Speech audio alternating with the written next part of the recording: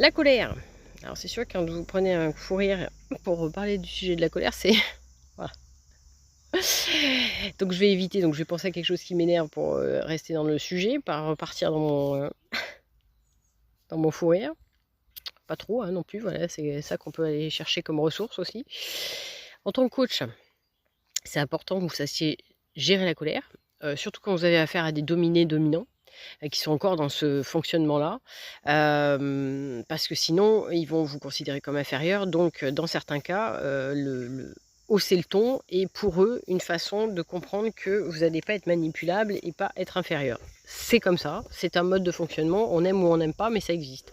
De la même façon, quand vous faites des team building, il y a des gens qui ont besoin de sortir des choses, et ça peut être de la colère pour tout un tas de choses, parce qu'ils se sont sentis trahis, parce qu'ils se sont sentis abandonnés, parce que pas forcément d'ailleurs je parle des team building, mais ça peut être dans n'importe quelle autre circonstance où vous avez besoin de monter et puis de refaire redescendre, comme j'ai pu le faire avec une personne qui était voilà, bon, c'était clairement une personne qui est dans la manipulation et la domination. Voilà, bon, c'est pas ce que je préfère et c'est pas forcément ce qui est plus facile à gérer sur du long terme en management, d'ailleurs, du reste, ou dans la vie quotidienne personnelle.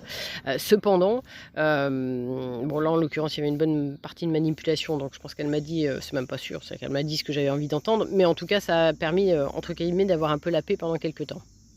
Bon, ça fait des choses en sous-main, mais ça, voilà, c'était certain.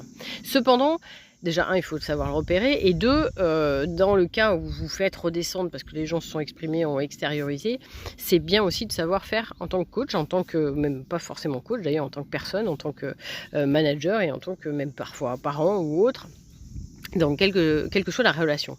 Le tout, c'est de ne pas confondre avec les colériques, qui vont vous passer d'un seul coup, voilà, ils vont d'un seul coup vous passer leur nerf dessus parce qu'ils ne sont pas allés voir leur petit spectacle, parce qu'ils ne sont pas pu aller faire leur sport, ou parce que ils ne sont pas encore engueulés avec quelqu'un aujourd'hui et qu'il se trouve que ça tombe sur vous ou sur la personne qui n'a rien demandé.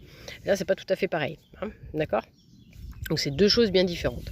Donc la colère, elle est saine, elle fait partie du processus de guérison. Quand je parlais de cette femme qui avait un cancer, mais c'est pour toute personne qui peut être en maladie, il y a forcément à un moment donné un sentiment d'injustice, un sentiment d'impuissance aussi, puisque enfin on va se battre malgré tout, mais avec une inconnue. Et oui, de la colère, parce que pourquoi nous, parce que pourquoi elle, pourquoi, parce que quand c'est quelqu'un d'autre et que quelqu'un qu'on aime, normalement, on réagit plutôt en se demandant comment on peut faire et pas comme le mari de la femme qui avait un cancer dont j'ai pris l'exemple précédemment. Donc voilà, donc la colère est saine,